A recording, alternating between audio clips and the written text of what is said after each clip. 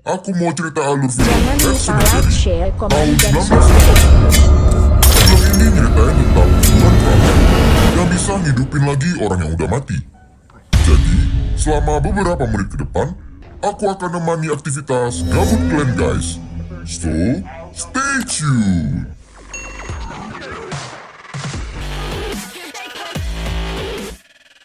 Awal film ngasih tunjuk kalau ada banyak kuburan. Bukan kuburan orang ya, tapi kuburan binatang. Anak-anak di pemukiman sana, kalau binatang kesayangannya mati, dikubur di pemakaman yang bernama Pet Cemetery. Mantan kalau mati cocoknya dikubur di sini ya kan? Ada satu keluarga yang baru pindah ke sana. Seorang dokter kampus bernama Louis. Biniknya bernama Rahel. Serta dua orang anak kecil, Ellie dan Gates. Mereka juga punya satu ekor kucing bernama Church. Susah kali aku sebutnya. Church. Ku ganti Church. aja lah ya. Jadi nama kucing paling terkenal sedunia, yaitu Samsul. Izin ya Bang TikTok Ejak 15. Main-mainlah si Eli di ayunan ban. Ketengok dia, ada jalanan kecil menuju ke dalam hutan. Dia teriak ngasih tau mamanya. Tapi karena tali ayunan udah lapuk, kecampak jatuhlah dia. Louis dan Rahel langsung segera nyamperin. Si Gates ditinggal gitu aja. Rumah baru mereka ini dekat dengan pasar. Banyak mobil besar seperti mobil pick-up, truk berlewatan di jalanan itu. Karena masih bocil, jadi lasak kali si Gates. Dada-dada dia sama mobil yang lewat. Dada tayo, kayak gitulah. Mau ke tengah jalan pula dia. Pas udah mau ketabrak, tiba-tiba aja ada seorang pria tua yang datang nangkap si Gates. Jadi selamatlah dia. Mama bapaknya udah jantungan aja ngeliatnya. Kenalan lah mereka. Nama Pak Tua ini adalah Jude. Dia tinggal di seberang rumah baru mereka. Rahel nanya sama dia, jalan kecil apa yang ada di sana? Jude bilang ke mereka, beres-bereslah dulu kalian. Nanti ku ajak jalan-jalan kalian ke sana. Gitu katanya. Saat di malam hari, Louis pergi ke rumah Jude.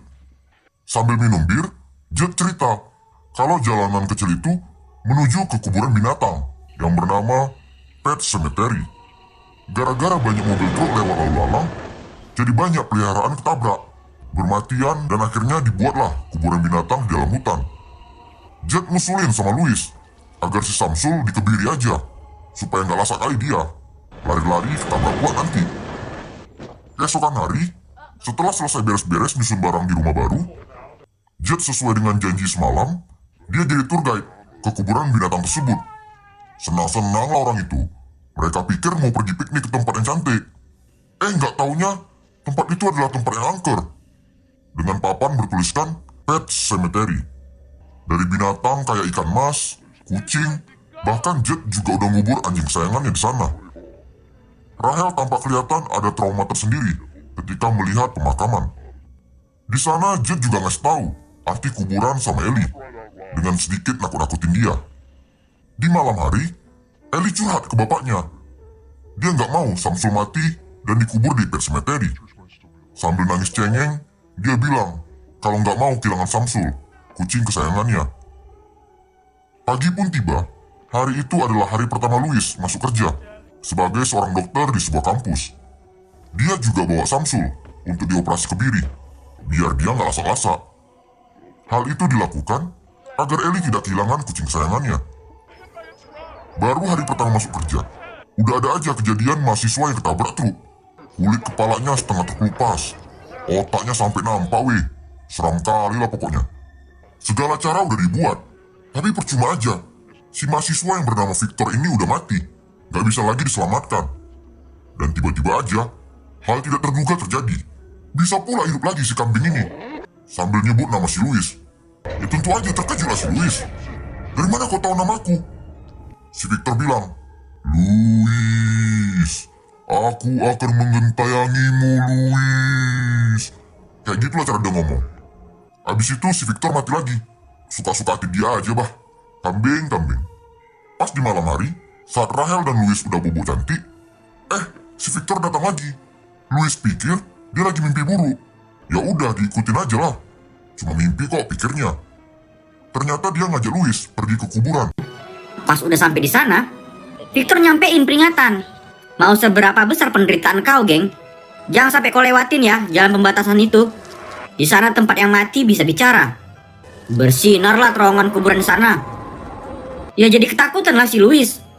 Dia pun minta agar mimpi buruknya segera berakhir. Mamae, bukan salahku kau mati ya bro. Yang karena terserempet truknya kepala otak kau, makanya kau mati. Nangis-nangislah si Louis supaya mimpi buruknya berakhir. Akhirnya pagi pun tiba. Louis terbangun dari tidur. Dia pikir kejadian tadi malam cuma mimpi. Pas dibuka selimutnya, beuh, udah berselemak kakinya dengan lumpur. Peninglah si kawan ini. Berarti tadi malam itu bukan mimpi. Kambing lah, pikir si Louis. Pas di kantornya, ketengok Louis file dokumen bernama Victor Pasco. Karena udah merasa terganggu dengan kehadirannya, Louis pun ngebuang dokumen tersebut. Hari Thanksgiving telah tiba. Rahel beserta anak-anak pergi ke Chicago buat liburan ke rumah orang tuanya. Si Louis gak ikut pergi karena hubungan dia dengan bapaknya Rahel gak baik. Pas mereka udah pergi, mendadak Louis ditelepon sama Judd. Dia ngasih tahu kalau ada bangkai kucing di depan rumahnya. Yang ternyata itu adalah Samsul. Penenglah kepala si Louis. Dia tahu pasti Ellie akan syok kalau tahu si Samsul udah mati. Karena Judd merasa kasihan dan tidak mau Ellie jadi sedih, dia kemudian ngajak Louis ke suatu tempat, yaitu melewati perbatasan kuburan Pet Cemetery, tempat yang udah dilarang sama arwah Victor tadi malam. Si Louis yang mau-mau aja diajak ke sana, karena lagi hari libur juga ya kan, pikirnya. Dengan mendaki gunung lewati lembah sungai mengalir indah ke samudra. Bukan. Jadi mereka ngelewatin hutan belantara, habis itu naikin bukit yang terjal. Baru sampailah mereka di kuburan angker suku Indian Micmac. Nah, inilah dia kuburan keramat suku Indian Micmac. Jadi disinilah tempat awal musibah akan muncul. Udah dilarang sama si Victor tadi malam, tapi nggak didengerin sama Louis. Judd ngasih tahu kalau dia sendiri yang harus gali dan kuburan Samsul. Si Judd malah nyebat dulu. Rokok Samsul kayaknya itu. Sampai malam lah orang itu di sana. Dan akhirnya kuburan selesai digali. Dan Samsul pun dikubur di pemakaman suku Indian Micmac. Pas udah sampai di rumah, Judd ngasih tahu agar jaga rahasia tentang yang mereka lakukan tadi. Mendadak Louis teringat dengan peringatan Victor semalam. Jadi keringat dingin lah dia. Seakan-akan tahu dia kalau akan ada kejadian buruk yang bakalan menimpa keluarganya. Dia nelpon Ellie anaknya buat nanya keadaan di sana. Ellie juga nanya keadaan Samsul. Dan Louis berbohong kalau Samsul baik-baik aja.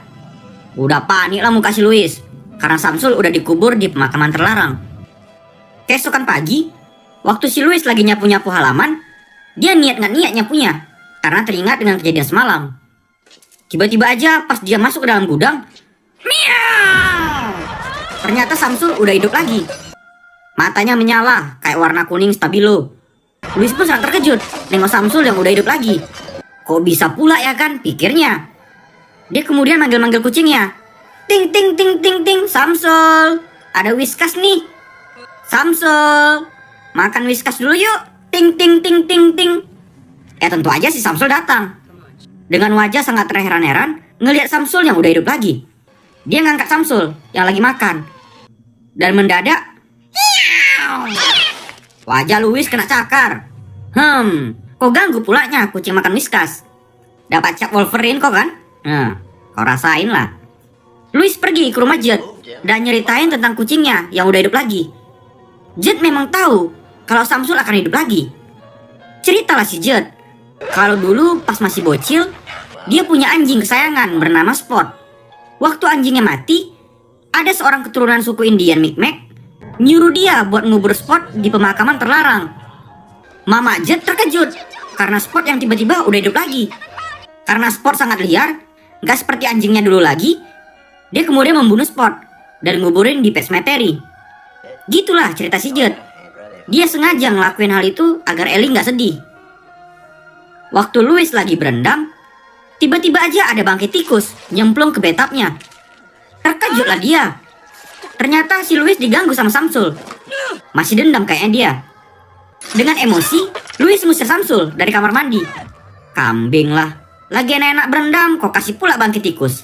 Lapet. Masa liburan udah selesai. Louis jemput Rahel dan anaknya di bandara. Baru nyampe, si Ellie udah nanya keadaan Samsul. Ya bapaknya ngejawab kalau Samsul baik-baik aja. Ellie bilang kalau dia mimpi buruk. Samsul ketabrak truk dan ditanam di kuburan angker. Wih, ternyata si Ellie bisa kayak dukun. Maksudnya cenayang dari mimpi yang dialaminya. Pas udah di rumah, Ellie nyuruh Samsul keluar rumah karena badannya bau bangke. Dia minta sama mamanya buat bawa Samsul ke salon biar wangi. Pas mau tidur malam, Rahel cerita sama Louis tentang kakaknya yang bernama Zelda yang udah mati. Dulu pas masih bocil, Rahel disuruh bapak mamanya buat ngerawat Zelda yang udah lumpuh. Udah kayak mayat hidup lah pokoknya si Zelda. Hingga suatu ketika, dia ditinggal sama bapak mamanya yang membuat dia gak bisa ngejaga Zelda. Pada akhirnya si kakak mati dengan mengenaskan. Hal itulah yang membuat dia merasa bersalah seumur hidup. Untuk nenangin hati bininya, mereka rame-rame piknik makan siang bersama di lapangan samping rumah. Louis dan Gates main layang-layangan dengan gembira. Abis itu, talinya lepas pula dibuat Gates. Si Louis malah ketawa senang, karena dipikirnya itu adalah kelucuan yang menggemaskan. Dikejar si Gates lah tali layangannya. Dan Louis malah menoleh ke belakang, karena Ellie mau main layang-layangan juga. Panik lah orang itu semua. Pas si Gates lari ngejar tali layang-layangan yang mau ke jalan raya. Nggak taunya dari kejauhan ada mobil truk yang mau lewat. Matilah kita nih weh. Si Louis lari sekencang-kencang mungkin, berharap bisa jadi flash dia. Nggak taunya kejatuh pula dia. Oh alah. Dan pas pula si Gates ngambil talinya di tengah jalan. Anakku! Gila si Gates sama mobil truk. Gak ditunjukin sama film. Tapi udah bisa lah kalian bayangkan. Cuma sepatunya aja yang nampak. Si Louis udah teriak-teriak kayak orang gila. No!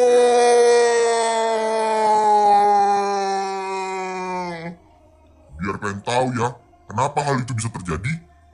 Itu karena kuburan suku Indian Micmac udah minta tumbal. Karena udah ngidupin Samsul kemarin. Habis itu ya kan, jasad Gates dibawa ke gereja. Di sana bapaknya Rahel gak terima dengan kecerobohan yang dibuat Louis. Dengan penuh emosi, ditumbuk muka menantunya itu. Gak terima si Louis. Dia langsung ngedorong mertuanya dan mengenai peti mati Gates. Untung aja mayat Gates gak keluar kan. Gak ada otak kali om ini. Di acara pemakaman, ngajak bertumbuk pula dia. Jadi makin sedih lah si Rahel nengok kejadian itu. Setelah selesai pemakaman, Louis pergi nidurin Ellie yang udah nangis 1 harian. Habis itu pas dia masuk ke kamarnya, di kasur udah ada si Samsul. Kambing lah, kamu pula kau. Udah geram kali si Louis ini. Mata Samsul udah kayak pentil naga berlampu. Setelah ngusir Samsul dari kamar, dan Rahel juga udah tertidur kecapean, dia kemudian ngobrol sama Jed. Jed tahu kalau Louis udah punya niat mau nguburin Gates di kuburan terlarang, biar anaknya bisa hidup lagi. Tapi Jed melarang dia buat ngelakuin hal itu, dengan nyeritain kejadian di masa lampau. Jadi dulu ya kan, pas selesai perang dunia, ada bapak-bapak yang kehilangan anak di medan perang. Karena sangat sedih, dibawanya lah ke kuburan suku Indian Micmac. Memang hidup lagi anaknya itu. Tapi tingkah laku dia udah kayak zombie, karena suka ngebunuh orang dan memakan mayat. Dengan terpaksa, Jed dan warga ngebakar dia. Sak-sak rumahnya pun dibakar. Jadi kayak gitulah ceritanya. Jed merasa bersalah, karena udah ngasih tahu kuburan terlarang itu. Dan berharap Louis tidak melakukan hal bodoh itu lagi. Keesokan hari di bandara, Ellie dan Rahel pergi bersama bapak mamanya kembali ke Chicago dengan tujuan supaya perasaan Rahel bisa cepat pulih. Tapi Louis nggak ikut sama mereka karena ada urusan yang mau dilakuinnya. Balik dari bandara, ternyata si Louis udah dibawanya sekop dan cangkol buat gali kuburan si Gates. Udah nggak waras lagi otak si Louis ini karena sayang kali dia sama Gates anaknya. Mendadak, sekali lagi Victor datang ngingatin kalau pembatas kuburan nggak boleh dilanggar. Si Ellie yang udah sampai di Chicago, dia mimpi buruk sampai keringat dingin. Dia ngasih tahu sama mamanya kalau dia mimpi tentang bapaknya yang mau melakukan hal buruk. Dan hantu Victor Pascoe juga datang ke dalam mimpi Ellie buat ngingatin untuk mencegah hal itu terjadi. Agar anaknya nggak khawatir, Rahel kemudian nelpon ke rumah. Karena telepon nggak diangkat-angkat, dia kemudian nelpon Jed. Tapi sama aja, Jed juga nggak tahu kemana si Louis. Ya tentu aja, ketika udah malam hari, Louis udah ngegali kuburan Gates. Saking sayangnya, sampai dipeluk anaknya itu. Kemudian dibungkus kayak lontong lah si Gates. Dan bersiap dibawa anaknya itu ke kuburan keramat. Si Rahel yang masih di rumah bapaknya, dia digentayangin sama hantu kakaknya lagi. Seram kali kakaknya itu badannya kayak cicak kering. Ketawa-ketawa pula dia. Kau biarkan aku dan Gates mati ya Rahel. Gitulah katanya. Ternyata si Rahel tadi cuma mimpi. Dan udah di dalam pesawat menuju balik ke rumah buat segera ngecek keberadaan Louis. Si Louis ya udah dalam perjalanan sambil bawa mayat Gates ke kuburan suku Indian Micmac. Rahel juga udah nyampe dan dia minjem mobil sewaan buat segera bergegas pulang ke rumah. Tapi sial kali dia, pecah pula ban mobilnya di tengah jalan. Mana udah larut malam ya kan? Gak berapa lama, dia numpang sama mobil truk buat pulang ke rumah. Si Louis ya udah siap ngubur Gates. Mana terkejar lagi sama Rahel. Si Louis sambil bilang kayak gini, kembalilah pada ayah Gates. Habis itu baliklah dia ke rumah buat langsung tidur. Karena udah capek kali dia. Dan berharap besok pagi Gates udah hidup lagi. Gak berapa lama, saat tengah malam, dari bebatuan kuburan keramat muncul tangan bayi. Itu tangan si Gates. Dan dia udah hidup lagi. Gates pulang dan masuk ke dalam rumahnya buat ngambil pisau bedah bapaknya. Masih bayi padahal, tapi udah punya sifat psikopat. Setan. Abis itu di rumah si Jet, dia terheran. Kok ada bekas kaki kecil masuk ke dalam rumah? Jet udah ketakutan. Tahu dia kalau itu adalah jejak kaki Gates. Suara bayi pun muncul di dalam rumahnya.